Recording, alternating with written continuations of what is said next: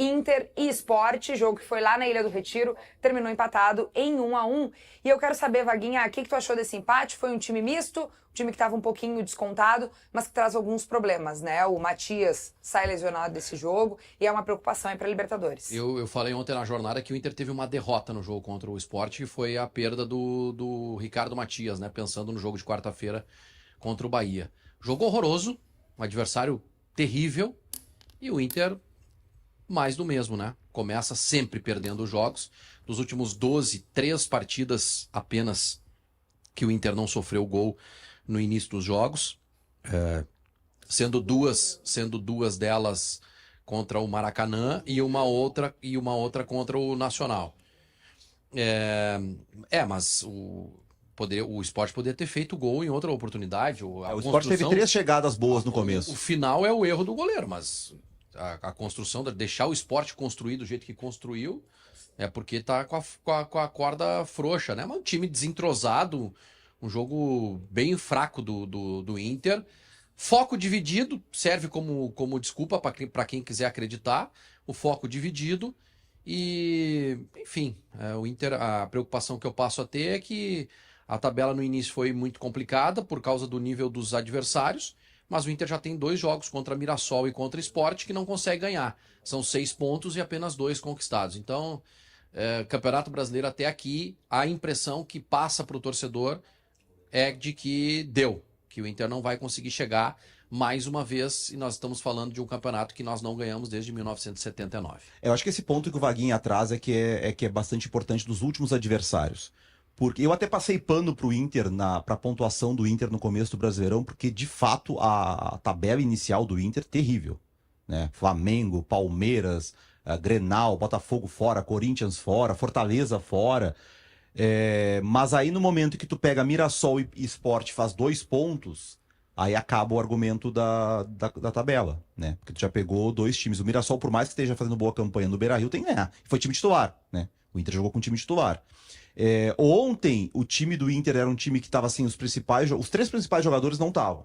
O Vitão, o Alan Patrick e o Fernando. Mas o resto do time, se tu for pegar... jogou o goleiro que é o titular, porque o Rocher, o jogo tem 45 minutos no ano.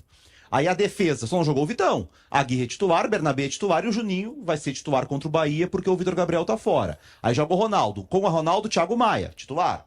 Joga no lado direito o Tabata, que a gente discute se não tem que ganhar mais chance, que o time tá faltando um jogador como ele. O Gustavo Prado, que tá bem na esquerda. O Matias, que começou, é o centroavante hoje. Aí, claro, o Romero no lugar do Alan Patrick é muito menos. Mas aí tu olha pro outro lado. Barleta, né? Entrou o Duqueiroz, a defesa do Sport.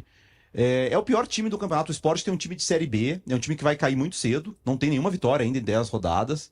Então, mesmo com o time reserva, eu não sei, ganhar ou perder é do jogo. O goleiro falhou e tal, mas o nível do jogo foi muito ruim. Sabe, o nível de jogo do Inter. E aí não é um jogo ruim.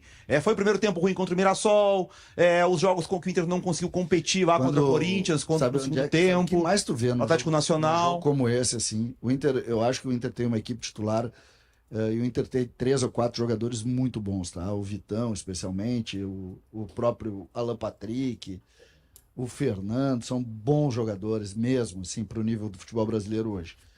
Quando eles não jogam, tu expõe o quê? Tu expõe os outros. Por exemplo, o Ronaldo, em determinado momento, os caras elogiaram ele por aqui. Porque o Ronaldo, baita contratação. Agora a gente tá vendo, né? Quem elogiou?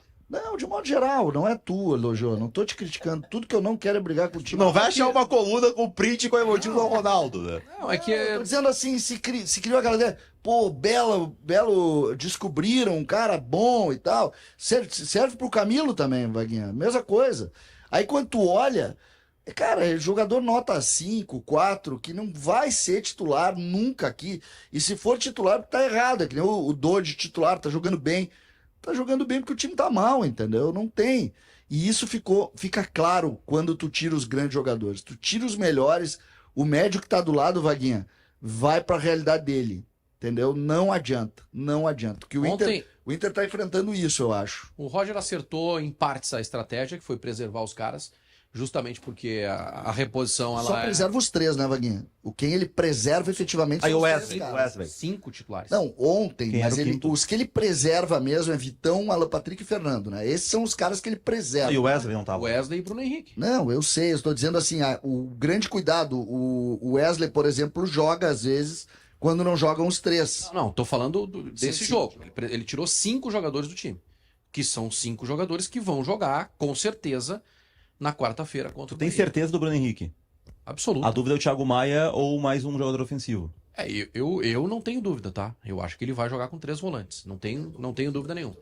Mas quando tu... E aí eu tô dando uma opinião aqui, e dei essa opinião durante o jogo em relação ao Ricardo Matias, que eu, Kelly, teria preservado o Ricardo Matias. Porque é a única opção ofensiva que tu tem, o único cara que faz gol. Tu tem Valência e tu tem Borré no departamento médico. Mas eu tô dando essa opinião porque eu não tenho a informação que o Roger diz ter.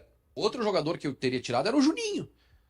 Porque se não joga o Juninho, joga quem na quarta-feira? Imagina se o Juninho machuca aí, joga quem na quarta-feira? O Roger. Eu sei que não dá pra deixar de lado o Campeonato Brasileiro, tudo isso eu sei. Né? Tem gente aí que vai dizer o seguinte, tem que jogar com força máxima todos os jogos. Mas não é assim, tu imagina. Ainda bem que nós não perdemos o Fernando e o Alan Patrick. Mas eles jogaram contra o Maracanã. Eles jogaram, correram risco. O Vitor Gabriel se machucou contra o Maracanã. Então o planejamento, assim, ele tá indo, né? E olhando à distância e de fora, acertou em partes o planejamento, tá? Em partes. Ontem, Vaguinha, se o Inter tivesse perdido, não era nenhum absurdo, certo?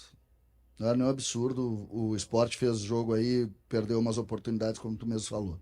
Mas o Inter foi melhor no jogo. Se era pra ter um vencedor, era o Inter. Tá, mas o que eu coloco é o seguinte, nós estamos falando do time mais frágil do campeonato.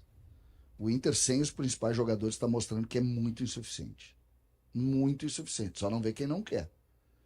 E isso mostra também a tabela. Ontem o Inter, em determinado momento, iria estar... Se perdesse o jogo, estava na zona de rebaixamento. E não é... Nós não estamos falando de 2 rodadas, 3 rodadas. Nós estamos falando de 10 rodadas, 25% do campeonato. Deixa eu dizer pra vocês que teve um ponto levantado pelos jogadores do Inter nos últimos jogos aí, Fernando, Vitão também comentaram sobre o time entrar meio desligado nos primeiros minutos de jogo e falaram, inclusive, às vezes, que toma gol cedo demais. O Thiago Maia também foi mais um atleta que ontem repercutiu esse assunto. Aí o Roger Machado, na sua entrevista depois do jogo, ele comentou essas declarações aí dos seus atletas. Vamos ver. E as declarações, elas são percepções muito pessoais dos jogadores.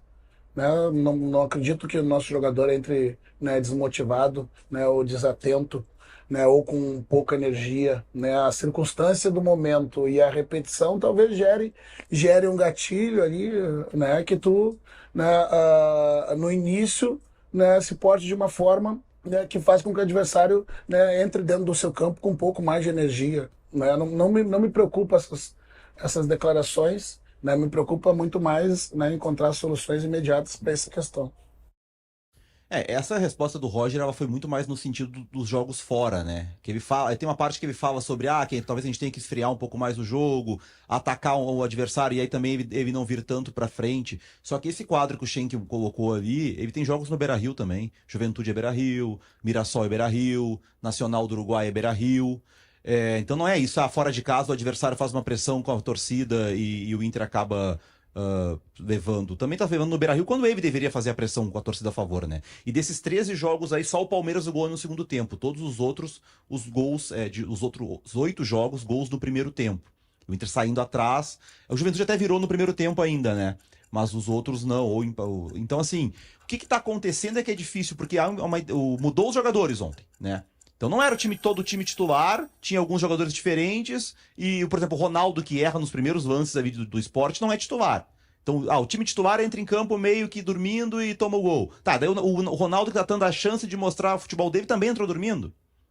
O Cleiton Sampaio, que não tá jogando. O Romero é quem a gente sabe, né? O Romero tecnicamente é maravilhoso, só que é só isso. O futebol não se joga só com técnica, né? Joga com uma preguiça enorme. Mas o Inter contratou sabendo quem era o Oscar Romero, né? Imagina que alguém se surpreendeu agora que o Romero joga dormindo o tempo inteiro. Essa é a carreira dele. Mas assim, como é que não consegue corrigir? Porque, cara, tu tomou um gol no começo de um jogo. No segundo jogo. No terceiro já tá todo mundo ligado. E vem se repetindo, se repetindo, se repetindo. Imagina se o Inter leva um gol do Bahia no começo do jogo, na quarta-feira, sem centroavante. Tendo que atacar o Bahia, se não tiver o Borré, com o Luca. Quer me enlouquecer, né? Então não pode tomar o gol do Bahia. Não pode, de jeito nenhum. Não pode, e tem que fazer isso que o Roger falou. Você identifica. Aí a análise do Roger, que quando um time joga em casa, com a pressão da torcida, no começo do jogo, isso ajuda, vai pra cima do Bahia na quarta-feira. Não começa fechado segurando 0-0, né?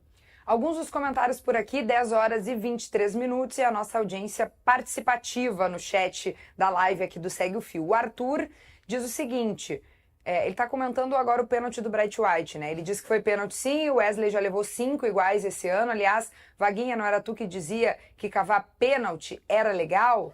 Bom, não sei, quer te defender, Vaguinha? Eu não me lembro de ter dito isso, de que cavar pênalti é legal. São as polêmicas de arbitragem na arena. O Bruno Arleu de Araújo, ele marcou aquele pênalti no Bright White, mesmo depois de ir no VAR, olhar tudo de perto, como aconteceu, de que forma aconteceu mais de uma vez, inclusive ouvindo o que o VAR tinha a dizer para ele. A CBF divulgou os áudios, a gente compartilha agora com vocês e discute na sequência. O Marcos tá falando que tirou a mão. Só que na hora que eu vejo o Marcos metendo a mão no pé. Quer o app agora, irmão? Tá.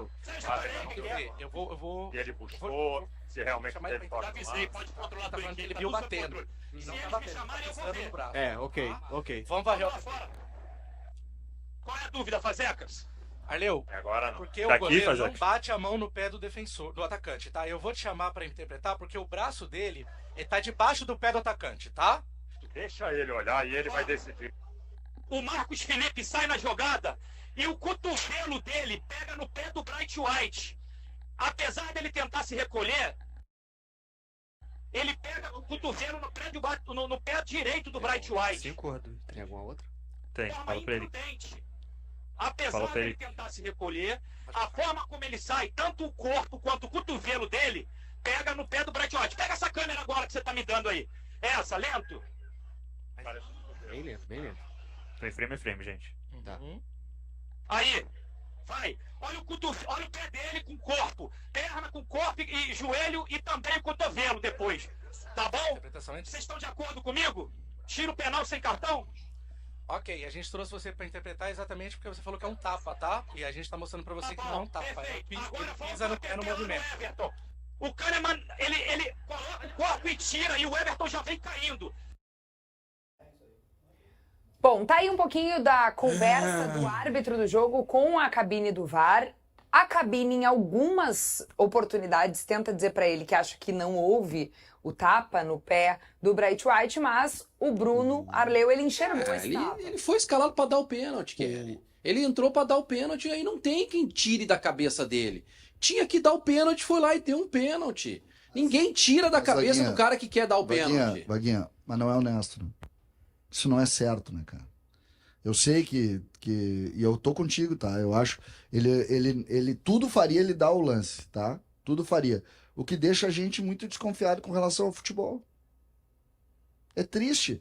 Eu não queria que a gente botasse o outro pênalti, mas é bem parecido. Se quiser botar o outro pênalti... Não tem pra nada a comparar. ver, eu já vi na tua É, rede o social, não tem pênalti nada a que ver. o CCD É que aí quer tá, que a é gente que- coloque Não tem no ar nada só a ver, pra o pênalti e o contextualizar, Brasil gente. são completamente Sempre diferentes. acha que jogo não tem do nada a Inter, ver, Vaguinho. Mas é jogo do igual o Inter lance. não nada a dá ver. som no Campeonato Gaúcho. igual Vamos o rodar lance, O lance é igual.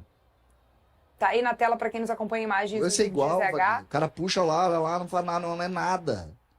Não é nada. Olha lá, olha lá. O Vaguinha tá marcando o pênalti na cabine lá, ó. Cara, Ó o Vaguinha, o braço do Pelo amor Vaguinha de lá, Deus, ó. cara. Vaguinha marcou o pênalti. pelo E a amor câmera de Deus. baixo? Olha lá. Pelo amor de Deus, atropelado. É, que aí tu acha que tu brinca que é atropelado, isso é uma Não tem nada a vergonha. ver. E outra coisa, por que puxar esse lance aí? Porque, cara, que tem a ver isso mas aí? é isso que a gente tá falando. O que determinou o Campeonato Nada a Gaúcho? ver. O Inter pressionou todo o tempo. Todo o tempo o Inter pressionou. Ah, então o Inter foi campeão por causa da arbitragem. Ah, Vaguinho, então Foi eu não isso? quero levar pra esse lado. Ah, Eu tô mas é, falando- mas eu é quero que a isso gente que quer discuta um troço dizer. mais sério. O que tá acontecendo é o seguinte, os caras estão jogando de acordo com a vontade deles. Essa é a verdade. Eu bati pé aqui no Campeonato Gaúcho, por isso é que eu tô sendo tão intransigente com relação ao episódio do Grêmio. Porque hoje a César, gente traz nesse, essa seriedade. nesse episódio Olha aí, lá, cara. tu tinha que ter dito que foi pênalti, que não foi pênalti no Bright White, mais nada.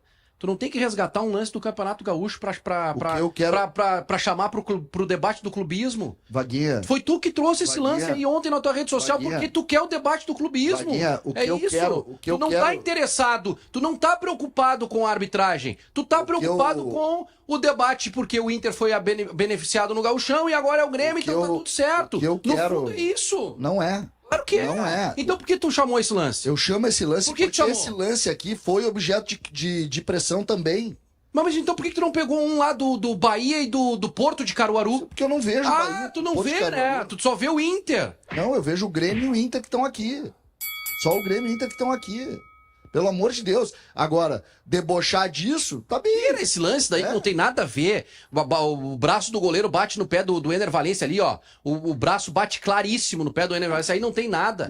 E outra coisa, bota aí a foto do jogador do Bahia, do goleiro do Bahia, com o pisão do Bright White. Isso aí que tem que botar.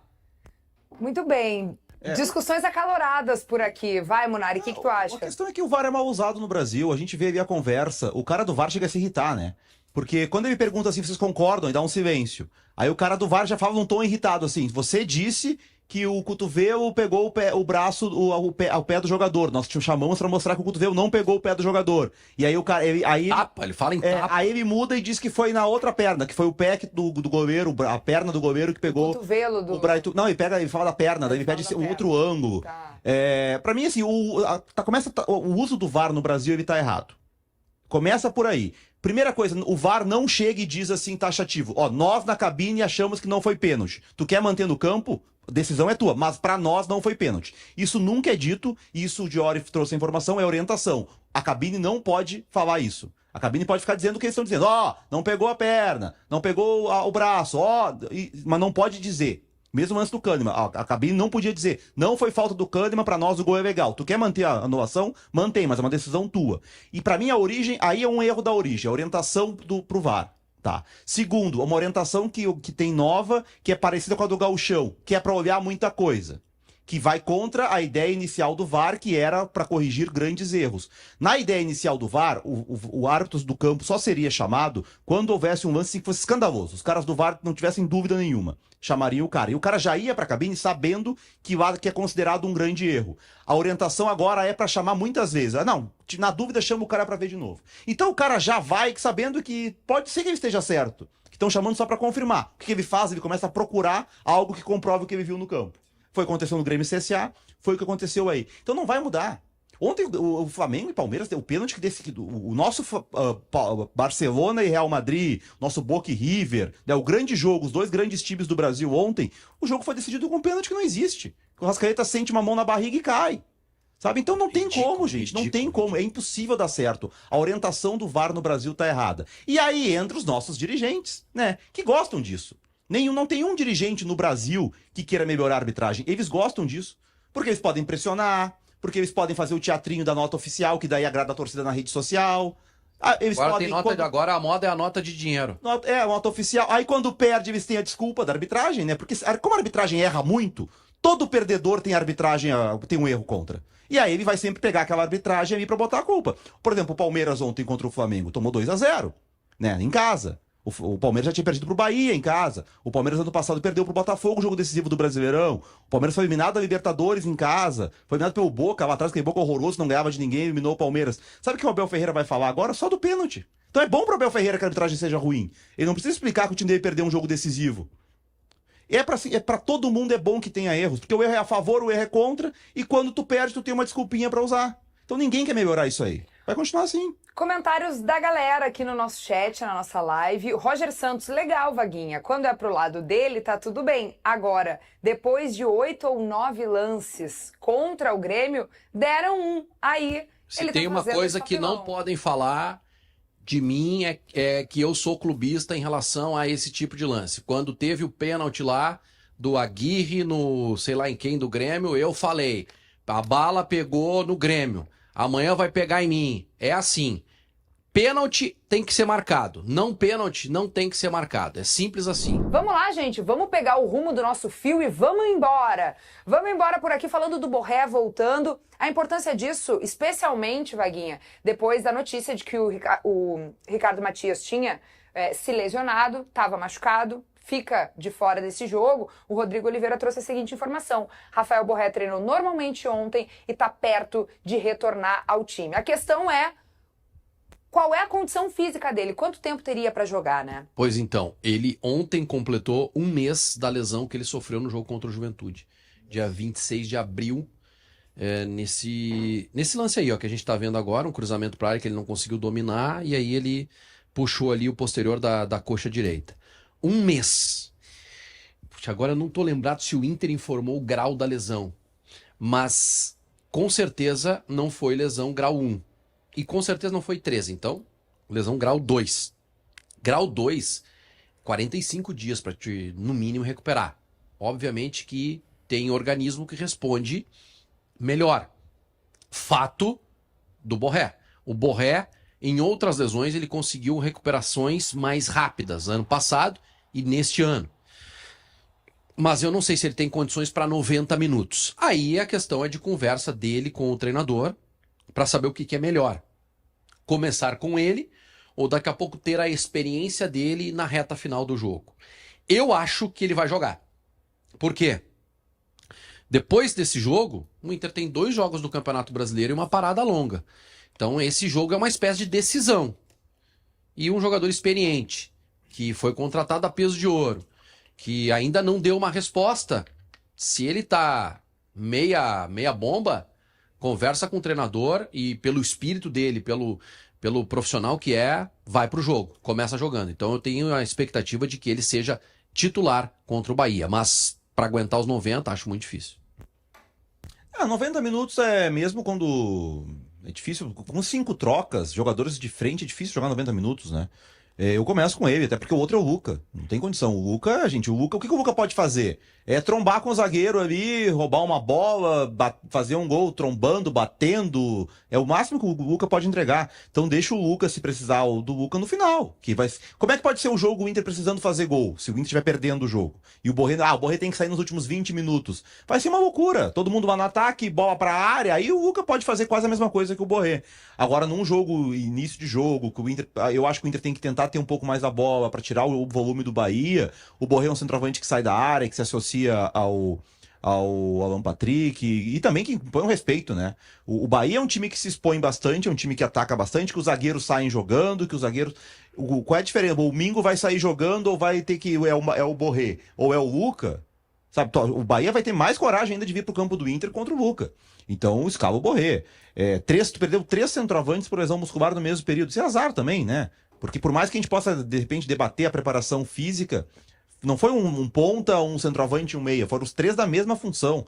Então aí entra uma cota de azar também. Eu nem cobro o Inter de ter um outro centroavante no elenco, por exemplo. Já tem 2 caras. Tem o terceiro, que é o da seleção sub-20. Aí faltou sorte. Eu não iria com o Wesley, mesmo com as limitações do Luca. Qualidade do gol do... Olha o drible de corpo que o Borré dá no goleiro, ó. Ele dá um passo pra lá. Gente, o goleiro também, né? Aqui pra gente. E o Carboneiro, ele teve uma lesão muscular, né? Ele desfalca o Inter desde o Grenal. Foi o jogo que ele já não atuou mais. Primeiro ele sentiu lá no Fortaleza. E aí, a partir de o Grenal, ele começou a desfalcar o Inter. Mas naquele jogo, naquela semana do jogo contra o Corinthians, havia uma expectativa em contar com ele. Só que ele voltou a sentir a lesão. Sim. Agravou a lesão. E aí, pra esse jogo aí, acho que o Carboneiro só pra... Julho, né? Só pra julho. Eu ia te perguntar, Munari, se daqui a pouco não poderia ser interessante, pelo estilo de jogo do Bahia, começar... Tu já disse que não. Eu tava te ouvindo. Mas será que não era uma boa, cara? Gustavo Prado e o Wesley para marcar essa saída de bola, um pouco mais de intensidade na saída de bola do Bahia, na marcação ali, para não deixar o Bahia jogar. Mas tu diz por dentro, sem o centroavante? Com o Wesley de centroavante. Três volantes, cara, não... Assim, ó, ele jogou contra o Atlético Nacional de Medellín e contra o Nacional do Uruguai. E contra o Nacional funcionou, que é o último exemplo dele. Eu acho que ele vai com 3 volantes. Porque o Roger tem uma preocupação muito grande com essa marcação de saída de bola, de intensidade lá para pegar a saída do time adversário. Eu não sei. Então, eu tenho uma desconfiança, assim, daqui a pouco, se ele Se ele não vai com esses dois Se jogadores. ele não assim, tiver o Borré pra começar, É. em vez de começar com o Luca. Mas aí muda a ideia aquela de jogar, de fazer o jogo direto, né? Porque daí tu não tem o cara pra segurar a bola lá na frente. É, tem isso. Mas eu começaria com o Prado, o Wesley e o centroavante. O meu time, o time que eu escolheria um dos dois ali, Thiago Maia e Bruno Henrique, que é quase jogar a camisa pra cima, porque nenhum dos dois tá entregando. Escolheria um deles pra jogar com o Fernando, o Alan Patrick por dentro, Prado de um lado, o Wesley do outro e o centroavante. Se der o Borré, se não der o Luca. Mas dentro da ideia, se ele for ter 3 volantes mesmo, e aí a dúvida, não tem o Borré pra começar. Cara, aí eu sinceramente, aí eu acho que a escolha, tu vai pensa assim, o Wesley por dentro, ele é menos que o Wesley por fora, tá? Mas o Prado aberto, ele te entrega mais que o Luca por dentro, né? Então assim, tu vai ter que escolher entre o Luca e o Prado, quem é que tem te dado resposta melhor? Se o Borré não tiver condições, né? Se o Borré não tiver condições.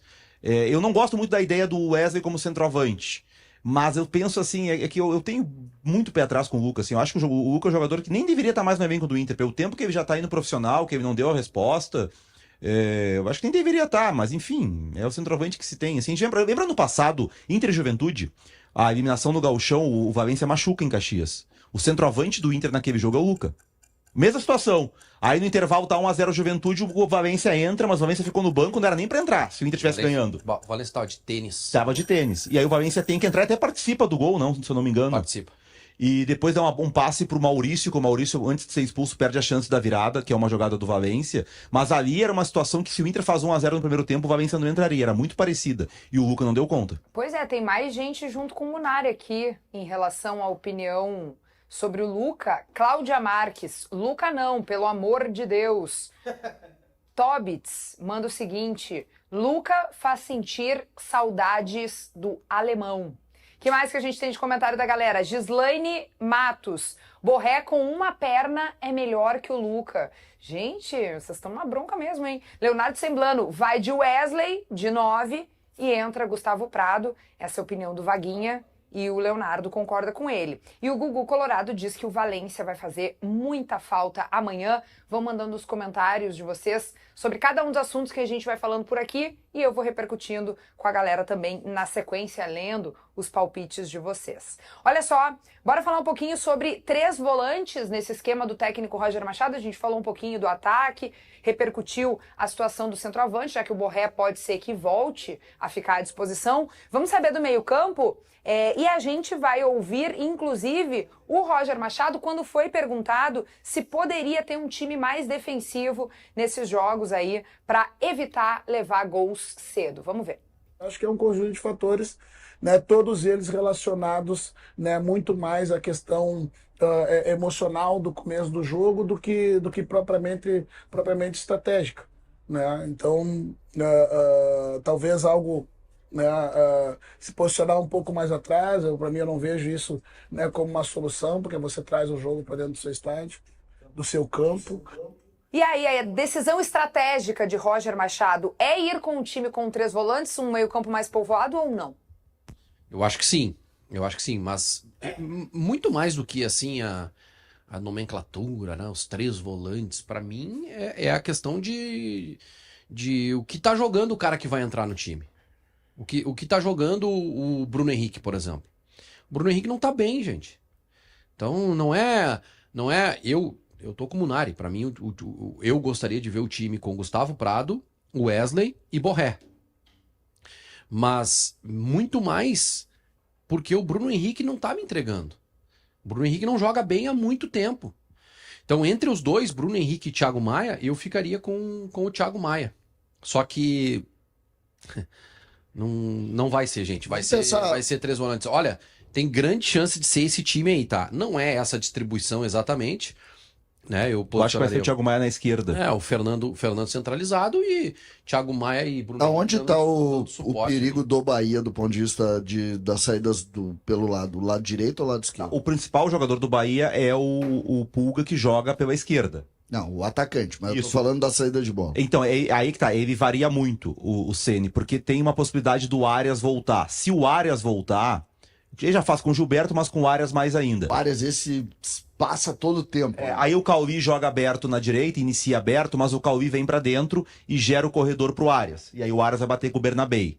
Eu acho que nesse cenário ele colocaria o Thiago Maia ali. Tem a possibilidade, ontem Igual ao jogo contra o Nacional. Ontem a gente gravou o mapa da Copa, participou com a gente o Matheus Barbaço, que é do canal Sou Mais Bahia.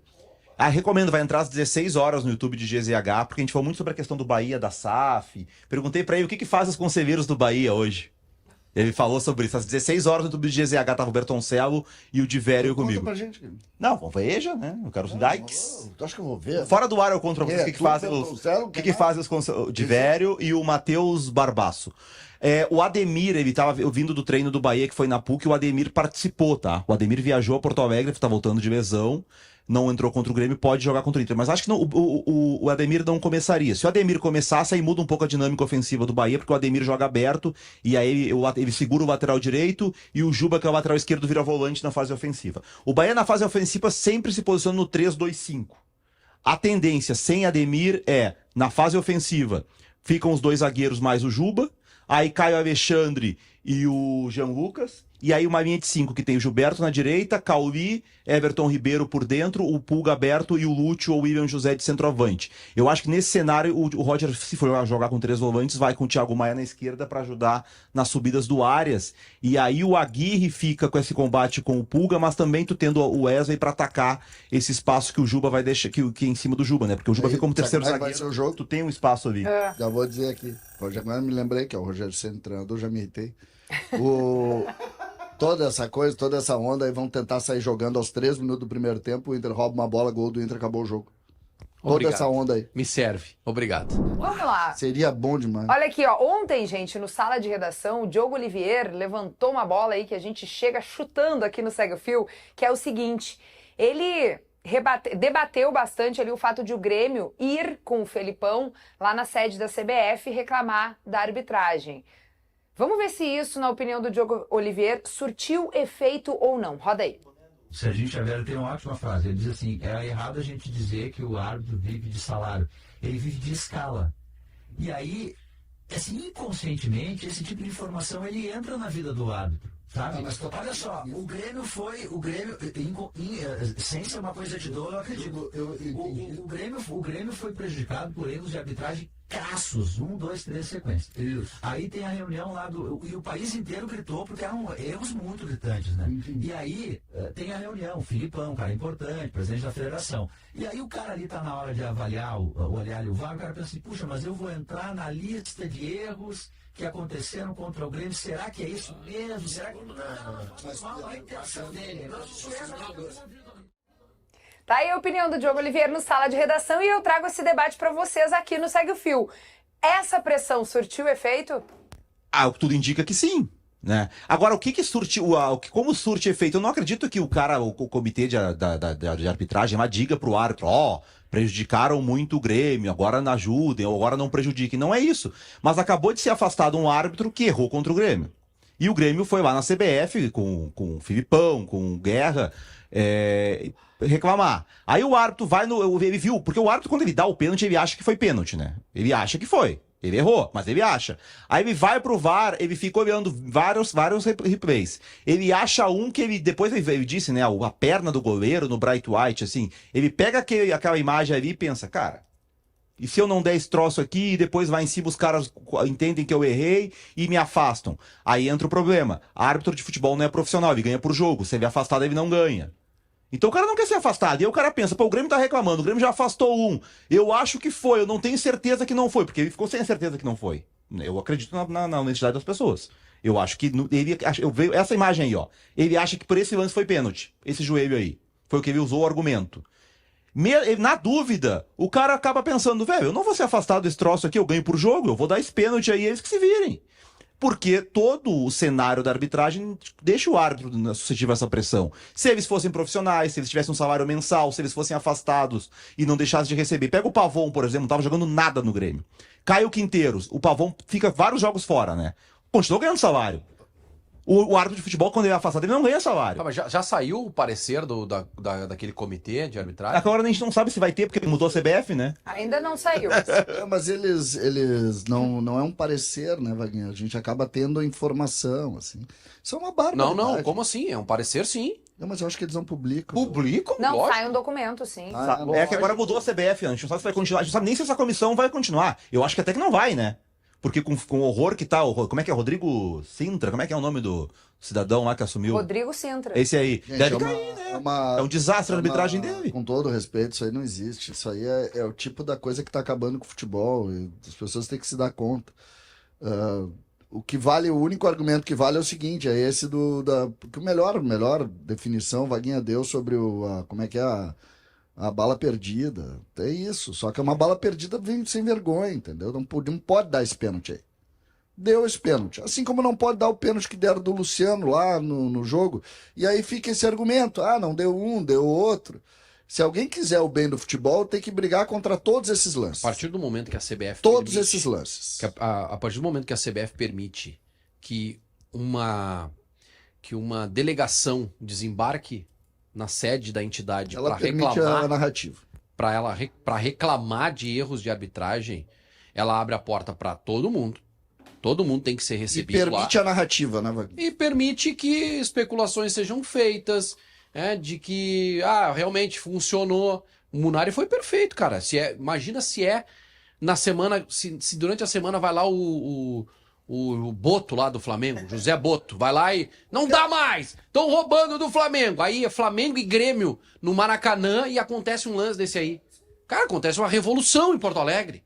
E foi o que aconteceu, né? Só que o problema é que a revolução em Porto Alegre, ela já aconteceu. Assim como já aconteceu a revolução em São Paulo, assim como já aconteceu a revolução em outros lugares. O problema é que quando tu permite, eu acho que o Vaguinha pega um ponto legal, tá? Quando tu permite uma reunião formal, como se fez, tu permite a narrativa. Porque aí tu permite que as pessoas pensem, então foi isso. Porque eu prefiro não acreditar que foi isso, tá? Mas eu falo isso, eu prefiro, porque eu quero acreditar na credibilidade do jogo. Algo que eu tenho alertado aqui, as pessoas que me escutam, e eu falo sempre sobre a mudança de comportamento do jogador de futebol. A partir do momento em que o VAR começou a apitar por frame, a gente começou a ver jogadores caindo como saco de batata dentro da área em qualquer lance. Comportamento. Hoje é um troço tão maluco. Tu vê um jogo e tu valoriza o juiz no jogo. O juiz tá deixando a bola andar. Quando eles entram na área, eles apitam diferente, porque entra o frame. Fora da área não tem frame. Dentro da área tem. Então é tenebroso o que está acontecendo. Eu só espero que isso não apague a nossa ideia de que é um esporte com credibilidade. Porque no momento que a gente acreditar que não isso vai terminar. Sobre o lance do pênalti, eu sei que muitos gremistas se incomodaram com a minha opinião. A minha opinião ela é igual porque eu estou tentando dizer o que eu vejo. Tá? Muitos isentos não gostam dessa expressão, mas eu sou mais isento do que muitos nessa hora. Muitos. Porque... Não, é que tu tá tendo Forte a frase. Tu tá tendo É forte a frase. É forte a frase. Não, é porque... Não é muito de fazer amigos, né? Não é porque as pessoas... Não é que as pessoas têm uma ideia... Uma das coisas que mais me incomoda é quando as pessoas carimbam a minha opinião me chamando de clubista. Bom, mas se as pessoas não chamarem vocês de clubista, Não, vai chamar mas quem, mas né? é que assim, ó, não é chamar de clubista. É diminuir a nossa opinião por eu ser um torcedor identificado, por eu falar que eu sou gremista. Eu tenho o maior orgulho do mundo de falar que eu sou gremista. Tu acha que tem isento que opina com um amor que está guardado? Não, é que eu acho que não existe uma total isenção, não pelo amor guardado, mas não existe total isenção. Nós somos resultado das nossas realidades. Por exemplo, nós estamos falando do futebol aqui e é óbvio que tu vai dar mais ênfase para situações que possam valorizar o Inter, como eu valorizar o Grêmio. Eu sou clubista. É. Eu sou muito clubista. Só que eu tô dizendo para tudo na vida. Não, mas eu entendi. Tu, por Quer exemplo, dizer que esse comentário reduz a tua capacidade de claro, opinar. é a muito favor ou contra simples. qualquer que seja o tema. Eu disse que foi pênalti não foi pênalti do Luciano lá no jogo com São Paulo. Claro. Tu é torcedor. Agora, se eu digo que foi pênalti, pô, parabéns. Parabéns. Parabéns pelo quê? Então é um negócio que me incomoda. E isso serve pra vida da gente, né? Tu, por exemplo, é resultado das coisas que tu sente, que tu pensa. Se alguém te faz uma frase e tu responde de um jeito, não é que tu é clubista, é o conceito ideológico que tu levanta, que tu domina, que tu tem. A gente é resultado do que a gente fez. Olha que bonito Então, isso, gente. eu acho, Subjetividade e inteligência CCD pra vocês. eu acho muito complicado isso. Então, quando as pessoas... Hoje, por exemplo, tem muita gente dizendo... Esses dias eu encontrei um colorado e ele me disse assim, parabéns pela tua opinião sobre tal coisa. Eu disse, porque foi contra o Grêmio? E ele, sim, é por isso que tu tá me elogiando. Tu não tá me elogiando porque tu concorda comigo. Tu tá me elogiando porque é contra o Grêmio. E aí o cara ficou me olhando, eu disse, se eu tivesse tido uma opinião contra o Inter, tu iria me elogiar? Não iria. Tu tá sendo clubista, não eu. Muito bem. Se é dentro do estádio, eu como torcedor, aquele tipo de lance ali de pênalti, meu Deus do céu, o que é? Eu invado o campo. Se o juiz não dá. É que não é questão do torcedor, a questão é da arbitragem. Pra mim, o que tem que fazer a CBF, eu não espero nada de bom da CBF, mas assim, é acabar com isso aí. Como é que se acaba com isso aí? A orientação tem que ser pesada para cartão para simulação. Então não tem que ficar dando penaltizinho, acabou essa história de penaltizinho, e não incentivar os caras a atirar. Então sempre que tiver uma jogada na área que o cara caiu, não foi pênalti, dá amarelo. Falei de novo, ninguém achou um vídeo do Bright White fazendo isso na Europa, né? Olha quem é que cavou pênalti no final de semana, um dinamarquês e um uruguaio. Vê se no campeonato uruguaio os caras se atiram. Se o Arrascaeta cair jogando camisa do Penharol contra o Nacional no Centenário, mas ninguém pede pênalti. Aqui no Brasil ele cai e dá um pênalti. O Munari tá sugerindo cartão amarelo por simulação. O Sempre. Francisco Assis, ele tá sugerindo suspensão por um jogo para jogador que simula pênalti. Ele quer ser mais ainda rigoroso que tu. Sou a favor também. Vamos fazer se for fecha com a suspensão. orientação. O cara caiu e o juiz errou e acabou dando pênalti. O juiz é afastado e o cara que cavou o pênalti, que se atirou, também é afastado do próximo jogo. O Roger fez testes, mas com a presença do Borré, a confirmação de que ele está relacionado, vai pro jogo, né? É um jogador que o Inter fez um investimento muito alto. Tem uma outra informação de que ele chegou a fazer um teste antes do jogo contra o Nacional de Montevidéu, porque o Roger queria escalar ele. Isso foi semana passada? Me ajudem aí. Foi da 2 semanas, né? Porque teve a Copa do Brasil. 2 Faz semanas. 2 semanas. Teve que ele treina na segunda-feira, ele e o Carboneiro. Mas aí não viaja. Mas ele não foi aprovado nesse teste, então agora sim ele está à disposição, e jogador desse nível em um jogo decisivo tu não pode deixar no banco, né? Tem que arriscar. Arriscou tanto com ele em outras oportunidades, não vai ser agora que não vai arriscar. E aí para mim o Inter tá definido, gente, com 3 volantes e com Wesley e Borré. Só trocaria aqui a formação, acho que não é bem essa. Podemos trocar. O que tu trocaria? O que tu faria Eu acho que é diferente? Fernando centralizado, né? E aí uma dupla de volantes um pouquinho à frente dele, o Bruno Henrique e o Thiago Maia. O Alan Patrick centralizado e o Wesley aberto na esquerda, né? Tu acha que é o Wesley na esquerda? Eu acho. É que daí vai fazer o Bruno Henrique jogar aberto na direita, né? Foi o que ele fez contra o Atlético Nacional. Mas ele não vai Não, desculpa, tá certo. Tá certinho. É isso aí. Tá certinho. O Thiago Maia. Thiago Maia É um 4-1-4-1, digamos assim. o Não, Thiago é o Maia mesmo. um pouco mais recuado. Sem a bola, ele vai defender com 2 linhas de 4, Alan Patrick correr adiantado. O Wesley como jogou contra o Nacional. Com bola, o que muda com bola. Certinho. E aí o que eu acho que é o problema que o Inter vai ter, e teve contra o... Lembra que a gente mostrou até a análise contra o Mirassol, a diferença do Bernabé no primeiro tempo com o Gustavo Prado na esquerda e com o Thiago Maia. Quando tem a bola, o Thiago Maia vem pra dentro e o Bernabé passa. Só que aí o Bernabé passa e vai pro enfrentamento contra a lateral e contra volante, ou contra quando ele tiver aqui, ou ponta do Bahia que voltar, sozinho. Porque o Thiago Maia não vai oferecer, mesmo que avance, o Thiago Maia não é um jogador de ir pra cima, um jogador da combinação com o Bernabé, mesmo que pode daqui a pouco aparecer pelo lado quando o Bernabé vem por dentro, porque não é a característica dele. O Inter acaba ficando pelo lado esquerdo mais fácil de marcar, com o Thiago Maia ali. Contra o Mirassol ficou bem clara a diferença assim, dos lances do primeiro tempo, quando o Bernabé atacava sozinho, e quando no segundo tempo, quando tinha o Gustavo Prado por ali. É por isso que eu acho assim, eu não faria essa escalação, tá? Eu acho que esse time ele quase que obriga o Inter a mais reagir dentro do Beira-Rio, que eu não acho que seja uma boa estratégia.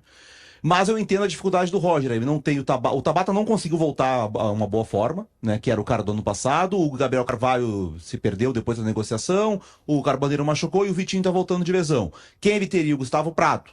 Né? Eu iria com o Gustavo Prato, tá? Eu escolheria entre Thiago Maia e Bruno Henrique. Eu iria também. com o Gustavo Prato. Eu também. Mas eu acho que vai ser uma coisa pro segundo tempo. O que o torcedor tem que torcer é para que não se repita o filme dos últimos jogos, né? Toma um gol no primeiro tempo e aí tem que atacar. Eu tô muito mais preocupado com comportamento do que com nomes. Muito mais preocupado de como vai ser o Inter no início do jogo, com cuidados para não tomar gol bobo, como tomou contra o Nacional, por exemplo, dentro do Beira-Rio, só para citar um jogo dentro de casa. E com postura de um time que joga diante de 40 mil torcedores. E que tem que entregar uma boa atuação. Além da classificação, e começa a classificação com uma boa atuação, tu tem que ter um bom jogo, tu tem que deixar uma mensagem de alguma forma. Esse time aqui vai brigar por alguma coisa depois das oitavas de final. Acho que tu tem toda a razão. Então, muito mais do que, vai jogar o Bruno Henrique, vai jogar o Fernando, vai jogar, puxa vida, 3 volantes. Não, mas já jogou 3 volantes e o Inter ganhou o jogo. A última amostragem em Libertadores da América de um time com 3 volantes é de uma vitória. Então o Roger tem lastro para escalar esse time. Porque ele conquistou isso com uma vitória dentro da Libertadores da América. Então, pode ser 3, pode ser o Gustavo Prado, que ajuda também na marcação, mas não vai deixar. Não te incomoda com nomes, olha só, o Fernando Horbach manda aqui pra gente. Tá acompanhando o Segue o Fio de Palmas, tá? Tocantins. E diz que acredita que o Roger vai sair jogando com o Luca. Ah, não, acho que não. Acho que não. Não, se ele tem o Borré, vai jogar o Borré, gente. Não vai jogar o Luca. Desde o início, principalmente, não é um jogo pra tu... Mas isso é algo que te preocuparia? Muito. Então não é bem assim, não importam os nomes, né, Vaguinha? Ah, não. É que aí o Luca é que entre Thiago Maia e... É que aí A frase foi muito ampla, né? Não, eu tô falando ali no meio de campo, Tá, né? Se vai ser 3 volantes, ou se vai ser o Gustavo Prado, tá? O Gustavo Prado joga mais que o Bruno Henrique e tal, mas o Bruno Henrique é um jogador experiente. Esse tipo de jogo também pode contribuir e tal. Mas Luca para Borré é atravessar 2 oceanos. Muito bem, vamos girar nossa reportagem. O Simon Bianchini já está conectado com a gente para trazer as primeiras informações do Inter. Nesse dia de Libertadores, ele está na concentração colorada e eu fiquei sabendo que teve foguetório por aí, Simon. Bom dia, bem-vindo. Tudo bem, Kelly, pessoal? Boa tarde. Falo aqui da Avenida Lucas de Oliveira, bairro Bela Vista, onde fica a concentração do Internacional. E esse fato chama atenção, porque é algo incomum em jogos em Porto Alegre. Geralmente, quando acontece uma situação de foguetório, acaba sendo na concentração do time visitante. Mas desta vez a surpresa é que foi no próprio hotel do Internacional. Tá aqui, ó. Não foi removida ainda a bateria que foi disparada por volta de 3h10 da manhã. Por torcedores do Bahia. Esse é o relato que eu recebi chegando por aqui, conversando com 2 pessoas que presenciaram o episódio por volta das 13h10 da manhã, por 10 minutos, né? Teve esse foguetório pegando a todos de surpresa. O Internacional, obviamente, tá aqui com alguns seguranças, mas não tinha, por exemplo, uma segurança reforçada do lado externo. Até estou procurando com o próprio Inter se isso impacta algum tipo a preparação para a partida, mas é algo incomum em Porto Alegre. Lá antigamente em clássicos grenais, que as 2 torcidas acabam residindo na cidade, mas chama atenção a torcida do Bahia, que comparece em alto número, em grande número aqui na capital do Rio Grande do Sul, porque teve o jogo domingo pelo Brasileirão contra o Grêmio e hoje a decisão contra o Inter. Ela promoveu um foguetório na concentração do Internacional. O jogo é tarde, 7 horas, os jogadores eles estão liberados para dormir um pouco mais, mas chama atenção esse fato inusitado antes desse jogo tão importante para o Inter e para o Bahia. Como continua? Isso aí é o É vídeo que da é o noite, vídeo César. lá, ó, o O barulho. vídeo, mas que tá tu olhando aqui tá, pro mas telão é do que Simon, tamo- mas no nosso retorno ali de imagens que Tu achou que estão tava no ar, acontecendo agora a o gente foguetório tava atrás do mostrando o Simon? vídeo do registro do foguetório durante a Eu noite. segui olhando pro Simon, achei que fosse passar na O jogo TV. tava estourando atrás dele. Entendi. Cara, Bom, isso aí. Olha a chuva, que os caras na chuva. É muito- Choveu a madrugada inteira em Porto Alegre, os caras. Essa é nova, né? é que muito querer, né? Essa é nova, porque normalmente o que Normalmente se faz é, aqui, é do adversário. o time da casa, né, o É. torcedor da casa que faz isso contra os visitantes. O torcedor do Bahia Significa que o meteu torcedor essa. do Bahia tá bem preocupado com o Inter, hein, Vaguinha? É. Né? Eles estão preocupados, né? Eles estão preocupados. Sabe, a gente tava Imagina falando... que não fizeram de macumba, né? Esse foguete eles estão estourando. Sabe que a gente tava falando ali, o Vaguinha tava falando, tava pensando no time e no Bahia, né? O Inter, e eu concordo muito com o Vaguinha quando ele fala da melhora, da evolução do Inter como rendimento de time, né? Porque o Bahia, Vaguinha, o Bahia hoje ele deve estar lamentando algumas situações, né? O Bahia vem fazendo bons jogos e não tem conseguido fazer gols. Não tem conseguido vencer com naturalidade jogos que domina. E eu acho que esse é o principal ponto. É o rendimento do Bahia tentando ser efetivo do lado do Bahia e o Inter tentando apresentar um melhor rendimento. Eu acho que esse é o confronto do jogo. Porque se o Bahia repetir os bons jogos e for efetivo, o Bahia vence o jogo no Beira-Rio.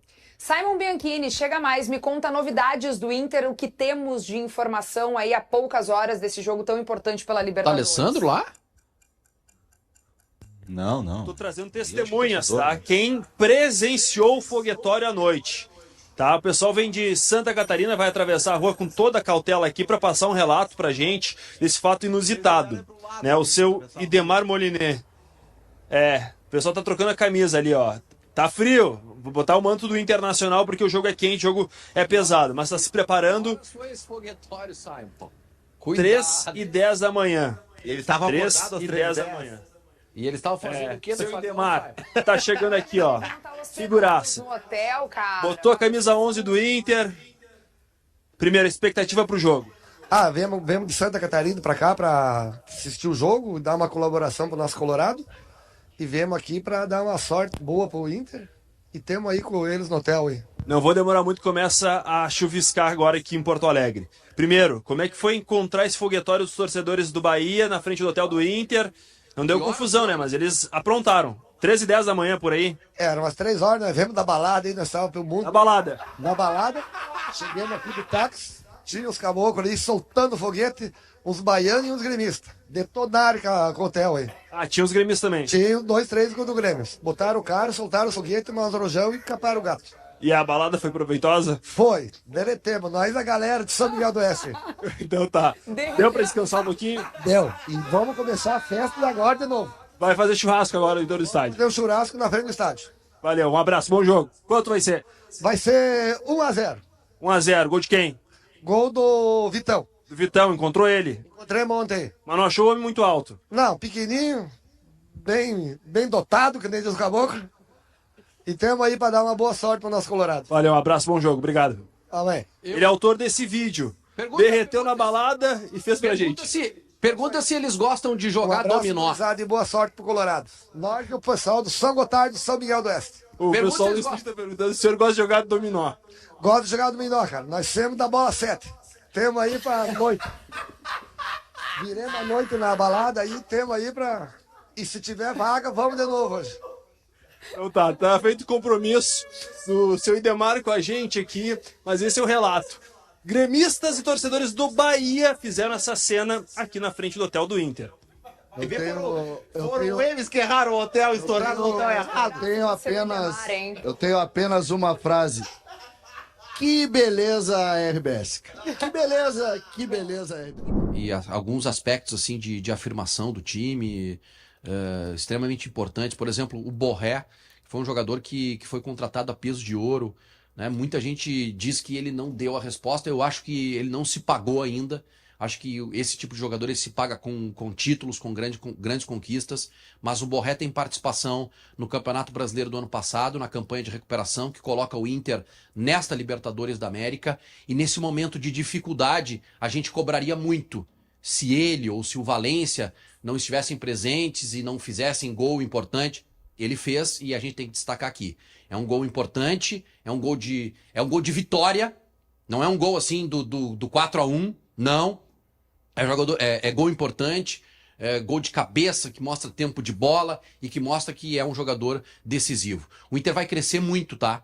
Os jogos das oitavas de final começam em agosto, Kelly. Só em agosto. Então são 2 meses para recuperar quem tá machucado, para quem sabe qualificar o elenco. O Inter não pode vender jogador. O Inter não pode vender jogador. Esse recado a direção tem que dar, tem que passar esse recado ao torcedor. Não podemos perder ninguém pelo simples fato de que o Inter tem que ser campeão de Copa do Brasil ou de Copa Libertadores da América. Então esse recado precisa ser dado. Ah, mas o Vitão tem um acordo. Segura o Vitão. Dá um jeito de amarrar a perna do Vitão no estádio Beira-Rio e não liberar ele. E não liberar nenhum outro jogador importante. Não podemos aceitar venda de nenhum jogador neste momento, mesmo que a reposição seja qualificada. Pra mim, Vaguinha, só ontem a gente falava sobre isso, e no Sala falou também, pra mim esse foi o grande valor do jogo de ontem. O jogo de ontem indica esse sentimento que o Vaguinha tem, que é um sentimento do torcedor, obviamente, que não é ele que paga as contas, mas é um sentimento do torcedor, e obviamente isso também transporta para dentro do ambiente do Inter. Porque se tivesse eliminado ontem, com certeza qualquer proposta levaria os jogadores, né? Eu acho que esse é o primeiro sentimento. O Roger chega a falar sobre isso numa pergunta sobre as lesões, e ele diz, cara, depois o calendário vai ser igual e vai continuar tendo lesão. E aí ele fala até de uma conversa que teve com a direção e fala sobre assim, o futebol brasileiro, ele cada vez vai ser mais caro, porque precisa de mais jogadores. Então eu imagino que ele deve ter na conversa com a direção já dito, classificando e tendo as 3 competições pra brigar, vai precisar de mais gente, né? Kevin, eu queria mostrar aqui, eu trouxe a prancheta, falei com o Schenck, tu tá com a tua prancheta pra aí, gente né, falar irmãos? sobre algo que segura o microfone, meu querido? Que o Schenck até, que o Schenck não, que o Vaguinha até citou, eu acho que assim dá pra ver, né? O que vocês acham? Estamos conseguindo? Poxa, eu acho que dá. Mais pra cá? Isso aí. Não, que foi uma questão do que o Inter defendeu melhor. Olha que bonita essa tela, hein? Parabéns, produção. O Schenck Muito é bom, né? O Schenck era ontem, fenômeno. 1h, Ele tava resolvendo isso. Tem lances pra cortar, pra Rafael editar. Monteiro que resolveu isso aí, ó. Rafa, obrigada. Aí eu disse pro Schenck, eu vou dormir. Aí amanhã eu penso, eu vou levar a prancheta, então. Viu? Ele ficou pensando pra que hoje tu tivesse isso aí. Isso. E aí o seguinte, a presença do Gustavo Prado, que iniciou pelo lado esquerdo, porque a gente falou durante a semana, né? Que o Bahia, quando tem a bola, faz uma saída de 3 com o lateral esquerdo e solta o Gilberto. E o que o Roger fez ontem? O Inter partia em 2 linhas de 4 para marcar, mas ontem foi um pouco diferente, porque o Gustavo Prado adiantava para marcar o zagueiro do lado direito do Bahia. Então o Inter fazia 3 contra 3 na saída do Bahia, com o Borré, Alan Patrick e o Gustavo Prado em cima dos 2 zagueiros mais do Juba. E o lateral direito, o Gilberto, que é o cara que dá amplitude, o Bernabé desgarrava da linha para pegar o Gilberto. Então o Inter assim pressionava o Gilberto lá em cima e deixava o zagueiro Juninho mano a mano com o Cauí. O Cauí é o jogador que parte do lado direito, mas vem pra dentro e batia com o zagueiro. Assim o Inter conseguiu marcar uma boa jogada do Bahia e dessa forma também isolou do outro lado o Pulga, porque o extremo do lado direito naquele momento, que era o Wesley, acabava ficando um pouco mais recuado, o Gustavo Prado lá adiantado, o Wesley recuado, e aí ele podia dar essa ajuda pro Aguirre. No primeiro tempo, quase nunca o Pulga conseguiu pegar essa bola para ir no 1 contra 1 contra o Aguirre. Isso teve muito a ver com a forma como o Roger marcou desde a saída do Bahia. Então esse duelo aqui, o Roger ontem ganhou com do Rogério, do Ceni, e marcou melhor tendo um meio atacante no lado esquerdo do que tendo um volante. CCD, por que tu não gostou do jogo? Não, primeiro... Não. Tô falando, separando as coisas. O jogo... Eu esperava mais do Bahia, esperava mais do Inter. Achei um jogo, mas acho que passa muito pelo campo também, né? Tava em alguns espaços aqui, principalmente perto das casamatas ali, tava muito pesado o campo, e aí a bola, o jogador não tem tanta tranquilidade para jogar. Acho que isso prejudicou um pouco tecnicamente o jogo. Taticamente é aquilo, quando o jogo engrossa, vale a qualidade. E o Validez. E o Inter teve mais qualidade. O Wesley foi bem, o Borré decidiu o jogo. E o centroavante do meu time era o William José. Vou ganhar. Entendeu? Não adianta. Ah, pelo amor de Deus, que jogador ruim, meu Que Deus jogador do céu, horroroso. pelo amor de Deus, cara. Entendeu? Transformar, vamos ser honestos, tá? É. Transformaram o Bahia também numa superpotência, né? Entendeu? Aí pega Tem o- muito jogador aí médio ali no aí time tu do pega Bahia. O Eric Pulga, legal, o Eric Pulga. O Eric Pulga e o Cebolinha representam o que, mais ou menos, em matéria de qualidade? Não, para só um pouquinho, que Cebolinha. Esse do Grêmio. Não, só O que é um do pouquinho. Não. Flamengo hoje. Mas, gente, pelo amor de Deus, isso vocês que eu botaram o Eric Pulga na seleção no mano a mano. Mas é isso- Botaram o Eric Pulga no mano a mano, o melhor Wesley que o não passou Wesley, em pelo amor de ninguém. Deus. O Eric Pulga tava no Ceará ontem. O Wesley tava na reserva Mas se eu do Cruzeiro e quase caiu antes Pelo de amor vir. de Deus, foi o melhor jogador do Inter no Campeonato Brasileiro do Sim, ano foi a passado. melhor ano Aí vocês do pegaram Wesley isso e ano jogaram no passado. lixo. É que você, Para com isso, o Wesley Munari. tem 25 gols Vocês jogos, um gol transformaram no o ano. Bahia numa superpotência que não é. O Bahia Ninguém, tá- ninguém Não, é transformou que em superpotência. É um time bom. O jogo foi. O Bahia- O time é tão bom que o Inter ganhou de 2-1 um jogo complicado. Não, o Se Inter fosse não ruim, perdeu pro ganharia. Bahia. O Inter não perdeu pro Bahia. O Inter jogou 2 partidas com o Bahia, Tá, empatou mas lá tu e acha que ganhou. O Inter é ruim? Tu acha que o Inter é ruim? Não, o Inter é muito bom. E o Inter- Muito bom. Então, e o Inter muito bom, fez jogo equilibrado. Não pô, ganhou. é bom. Não é aí que tá, não fez equilibrado. O Inter ganhou do Bahia. Tá, mas- O Inter é o primeiro do grupo. Tu achou que foi fácil O Inter tem o jogo? 11, o Bahia tem 7. Tu achou que foi fácil? o Não, jogo? é que as comparações são absurdas. Tu achou que o jogo foi Absurdas. fácil? Botaram o Eric Pulga na seleção. Tu achou que o jogo foi fácil? Não foi Tá, se difícil. o Inter é muito bom. Mas muito mais pela Tá, estrutura se do o time Inter do é, Bahia. Se o Inter é muito bom e o jogo foi difícil, é porque o outro time é ruim? Não, é que o Inter é bom. O Inter é melhor. Só isso. E a que o Bahia- superpotência é o Só Inter. que o Bahia veio jogar em Porto Alegre 2 jogos, perdeu os 2, tá? Bom, vamos seguir falando um pouquinho mais com os tricolores por aqui, dando uma analisada no público da Arena. Recentemente, a gente fez um recorte ali, lembrando que a final do Gauchão foi um clássico Grenal e teve 50 mil torcedores. A gente tem uma tela aí que mostra o retrospecto de público no estádio tricolor. De lá pra cá, desde a final do Gauchão, o torcedor gremista parece que foi dando uma murchada, né? Conforme a má fase da equipe, não foi comparecendo tanto. E aí as médias de público são mais baixas nos jogos recentes. O que explica isso? É só uma fase, CCD, ou tem mais alguma coisa que está afastando o tricolor do estádio? Não, é preocupante, assustador. Hoje a gente tem um número que deve bater tranquilamente os 10 piores, as 10 piores presenças de público na história da Arena. E é algo que tem que acordar. O Grêmio precisa acordar, precisa entender o que está acontecendo. Eu não lembro de 4 jogos em sequência abaixo de 20 mil torcedores. Não lembro disso. E a gente precisa acordar. Só que isso é resultado, né? Tudo que a gente está lendo hoje é resultado. O time, claro que conta. Se estivesse bem, se estivesse jogando bem, com jogos bons, o Grêmio estaria com mais torcida no campo, mas é muito mais do que isso. A comunicação com a Arena, a relação de pertencimento com o estádio, a desassociação da torcida em relação à diretoria, a falta de identidade do jogador com o torcedor, tudo isso Mas mexe. por que, estando já com a Arena há 12 anos, o torcedor ainda não tem essa piorou, sensação de pertencimento? Mas já teve, né? Que piorou muito essa relação. Essa relação piorou muito. O Grêmio teve bons times, né? Durante um tempo, o Grêmio teve a figura do Soares. O Grêmio fez a melhor média de público por taxa de ocupação, tirando Flamengo e Corinthians, em 2023. Então, o Inter em Libertadores, por exemplo. E o Grêmio fez a melhor média de público do Brasil em taxa de ocupação. Então, hoje é um problema muito mais sério, muito mais complexo do que a gente pegar, é ruim o time. O time é ruim também. Tem uma série de situações. O que mais me assusta é o caminho de 15 mil torcedores. Isso é que mais me assusta. 4 jogos. E hoje, por exemplo, hoje é daquele jogo, se tu tem uma linha normal, por exemplo, tu tem um Grenal... Que horas é o jogo? 19. 19. Ah, pelo menos isso. Pelo menos isso. Tu Não, tem um esse frio, Grenal, imagina se fosse mas hoje, 21. sabe que hoje eu não considero... Eu me lembro de 2017, Grêmio campeão da América. O Grêmio botou 3 mil e poucas pessoas na arena num jogo da Primeira Liga. Ok. Por quê? Porque era um jogo de um campeonato que não valia nada. Primeira Liga, meu Deus. Que era uma tentativa de fazer uma liga de alguns clubes de Minas, do Rio Grande do Sul e tal. O Grêmio ali botou 3 mil, em 17. Então, claro que isso conta. Então eu não boto muito o jogo de hoje.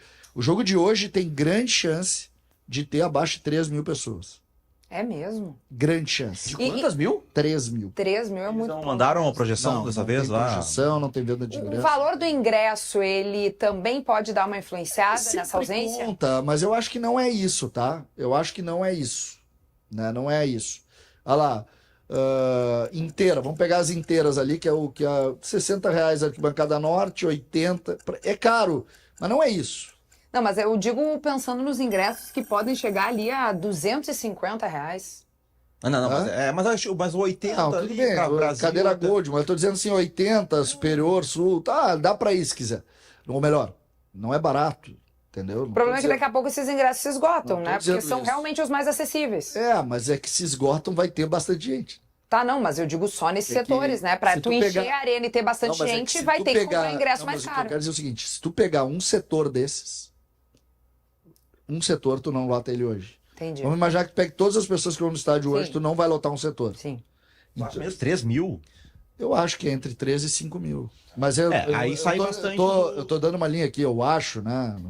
Eu acho que Até também vou tem a tentar ver. descobrir isso. Tem a ver com o time, com a fase que é horrorosa, o time não joga bem e tal. Mas também, se a gente for ver, tem a ver com os adversários. Se o Schenck voltar ali a tela dos públicos, tu vê que contra Atlético, contra Flamengo, o Inter não é Grenal, nem vou contar. Mas havia Santos, o Atlético, o Flamengo, dá mais de 20 mil. Aí Bragantino, Godoy Cruz, CSA, o Bahia, que por mais que o Bahia esteja bem, mas o Bahia não é uma grife, né? Mas não tem apelo, gente. Os jogos. Então, o Grêmio aqui- e Corinthians, que é Não, o próximo CSA jogo. tinha apelo, era Mas, mata-mata. mas não mas é o dá. CSA. O próximo jogo na Arena do Brasileiro, Grêmio e Corinthians, vai dar mais de 20 mil. Não, aqui eu acho fora da curva um pouco, tá? Porque é 11 da manhã e o Bahia Grêmio também. e Bahia, 14 mil é pouco, porque, pô, é 11 da manhã, um horário legal. Eu acho um horário legal pra quem é torcedor e tal. Acho que aqui tem uma situação também que a gente tem que chamar a atenção e vale pra todo mundo, né? Vale pra Grêmio, pra Inter, pra situação econômica, né, gente? É caro ir num jogo. Eu acho Fiquei nesse assunto, E mas quando, acho quando que tem não um achou monte tanto. de jogo assim que não tem apelo, cara, o cara vai escolher um pra ele ir. Eu ele acho vai que sim, tudo. Vaguinha. Eu não discuto isso. O fato de ter muito obrigatoriamente mexe com a questão econômica. Só que é mais do que isso. Não, eu sei. É Não, mais primeiro motivo é time que não empolga, aí vem o adversário, aí começam a entrar outras situações, mas a situação econômica, cara, a gente passou por uma enchente há um ano atrás. O Grêmio já contratou um monte de jogador no começo do ano, não melhorou o time, aí entendeu primeiro que o culpado era o treinador, demitiu o treinador. Né? Contratou um novo treinador e ninguém vai me convencer que depois de 11 jogos o trabalho do Mano é bom e que estão satisfeitos com o Mano. Então já erraram no novo treinador também. Aí agora, os culpados, agora a ideia é que tem que contratar de 5 a 6 jogadores para melhorar o time. Só que esses 5 ou 6 jogadores, como a direção não mudou, continua lá o vice de futebol, o presidente, o diretor de futebol e o executivo. Vão contratar os 5 jogadores novos, os caras contrataram o Quinteiros, o Mano e esses jogadores aí. Qual é a chance de dar certo? É muito difícil que dê certo. Sabe que a gente brinca aqui, mas eu assisti ontem todo o jogo do Grêmio. E o que me preocupou é como produto de futebol era algo horrível. Horrível de assistir. Horrível. Porque daí quando tu vê o enfrentamento de um time como o do Grêmio em frente ao Luquenho, tu espera que pelo menos o time grande tu comece a ver algumas valências ali, mesmo que tu coloque o asterisco da partida de ser um adversário fraco. E nem isso o Grêmio consegue. É uma bola virada para um lado, para o outro, cruza para a área, erros técnicos. O Luquenho ontem tinha contra-ataques que os caras perdiam a bola para eles mesmos. Era algo assim, triste de ver até como produto de futebol, como entretenimento. Acho muito ruim. E pro Grêmio, sinceramente, acho que a melhor coisa pro Grêmio seria sair da Sul-Americana também logo. Assim como saiu da Copa do Brasil para focar no Campeonato Brasileiro. Não existe a menor possibilidade de o Grêmio chegar longe nessa competição. Com esse futebol. Não existe, não tem. O César pontuou antes, o Grêmio é favorito é melhor que todos os outros adversários ali, tirando os brasileiros. Me desculpa, o Alianza Lima foi na Argentina e eliminou o Boca Juniors. O Grêmio hoje não consegue fazer isso. O Grêmio não consegue fazer o enfrentamento contra um adversário que tem essa mesma transpiração que o Alianza Lima e que tem o Barcos e o Guerreiro no ataque. Olha o momento que o Grêmio tá passando. O momento que o Grêmio tá passando é que um time com Barcos e o Guerreiro no ataque é um perigo pro Grêmio. Eu acho que tudo futebol, felizmente, nesse momento pro Grêmio, o futebol é momento, né? Ele é ponto. E E aí eu fecho com vocês. O momento do Grêmio é um momento de muita tristeza. O que a gente viu na Arena ontem, 5 mil torcedores, um gramado se deteriorando, um ambiente que nós vamos falar também muito ruim, assim, por exemplo, banheiros interditados com vazamentos absurdos, entendeu? Muitos. Um espaço que claramente está faltando manutenção. O ambiente está ruindo, entendeu? Uma série de pequenas coisas assim que tu olha, cara, tá faltando alguma coisa muito forte aqui. Muito forte. Eu conversava ontem com alguns fornecedores de produtos licenciados do Grêmio que não estão recebendo. Entendeu? Tá muito complexo o negócio. Muito mais do que a gente pensa. Muito mais do que a gente pensa. Então, realmente, agora, como é momento, e o Grêmio tem um clube potencialmente muito maior do que esses clubes, o Grêmio pode, dando uma virada em algumas situações, dar aquela crescida necessária para bater equipes que são mais frágeis, entendeu? Que são mais frágeis. Então eu entendo, concordo, mas a hora para mim é uma hora de resiliência, de entendimento, de recado, de ensinamento. Por exemplo, o Munari fala o negócio do Riquelme. Eu posso contar a historinha? Por que ele foi pro jogo? Pode, com certeza. Tem um bastidor por trás da saída dele pro jogo, né? Pouquinho antes do jogo de sair a escalação, eu tava contando que eu tava vendo o jogo sub-20. E aí eu tava contando, dizendo que o Jardiel tinha sido preservado no final do jogo sub-20, dizendo o seguinte, eu imaginei que ele estivesse nessa lista porque ele, lá no Sala a gente já tinha falado nisso, porque ele jogou até os 10 minutos do segundo tempo e o jogo tava duro, não tava decidido. E ele é o centroavante, ele é que tinha feito o gol, inclusive. E eu disse, ele foi preservado para ficar no banco. E disse, olha, o Bright White está fora por isso. Porque senão tu não teria porque ter 3 centroavantes, né? Beleza. Deu 5 minutos, o Geiso entrou com a informação de que o Filipão tinha ido no jogo e tinha gostado muito do Riquelme. No sub-20. No sub-20. E tinha falado com o Jardiel e com o Riquelme. Beleza. Sai Riquelme na lista. Pô, que legal, Riquelme no banco e tal. Fecha com a informação do Geiso. Ok. Depois o Geiso entra. Olha, o Riquelme estava em casa. Porque era o dia de folga dele. E um jogador do Grêmio, o Amuso, eram 2, né? O Amuso foi o que ele substituiu, mas tinha um outro também. Lua Cândido foram tirados do grupo. E aí ligaram pro Riquelme. Riquelme, vem porque tu vai ficar no banco. Tanto é que o Riquelme entra numa posição fora da posição que ele joga. O Riquelme é meia, centralizado. E ele entrou como extrema no lugar do Aravena. Acordaram o Riquelme bem na folga. Vem pra jogar, cara. Ele decide o jogo, entra melhor. Depois de ter jogado um dia antes, 90 minutos. Que ele jogou até o fim. Então, é futebol, né? Às vezes futebol. A gente deixa muito complexo e ele é quase empírico. Desculpa. E aí é melhor botar o Riquelme do que botar outro jogador, né? O CCD quase descreveu o meu futebol de sábado. Tu acorda de manhã pro jogo às 10, aí o cara mandou uma mensagem dizendo que não vai, tu liga pra outro, aí o cara diz, não, mas eu joguei ontem. Aí tu diz, não, mas tu vai jogar só 10, 15 minutos, só se precisar, e o cara vai lá. Cara, é 30 de maio hoje. O Filipão foi ontem viu o Riquelme, e aí gostou do Riquelme. O que o Grêmio tava fazendo até dia 28 de maio, que o Grêmio não tinha visto o Riquelme ainda, que a gente fala há bastante tempo, que tem o garoto na base com potencial. Isso que tu falou é incontestável. Os fatos, tu relatou com o teu sarcasmo, mas corretamente, os fatos. O fato é esse. O que o Grêmio estava fazendo que precisou no dia 29 hoje é 30. 29 ontem, né? E 28 o Filipão viu ele. 28 pro Filipão. Um dia de chuva, chovia canivete. E a Eldorado fala, eu gostei do meia. Liga pra ele. Não, acho que o Filipão falou com os dois. Fiquem atentos. Sabe qual é o pior? Ele é deu pra ver que ele é um bom jogador de futebol. Ele é bom, né? E nesse cenário aí é capaz de tu perder um baita jogador sem estratégia nenhuma, Mas sem planejamento é nenhum. tão triste, porque tu começou o jogo com um jogador que todo mundo já sabe que não dá resultado. Tu começou com o Natan Pescador tendo ele. Isso é o nível de amadorismo, que tá reinando o departamento de futebol do Grêmio. É uma coisa jamais vista. E o Grêmio não toca no Luiz Wagner Vivian, o Grêmio não toca no departamento de futebol. É assim, é dos piores momentos da história do Grêmio. Essa história do Riquelme é uma história que ela é folclórica, se ela der certo, né? Assim, deu certo, ela vira um grande folclore, mas ela expõe uma fragilidade, assim, uma coisa quase amadora. Qual foi o jogo que o Monsalve machucou? Foi o Godoy Cruz ou foi o CSA? CSA, né? Enfim, acho que foi o CSA. Que o Monsalve machuca e aí o Mano troca e entra o Arezzo. E na coletiva pós-jogo alguém pergunta por que não entrou o meia que estava no banco, que era o Natan Pescador.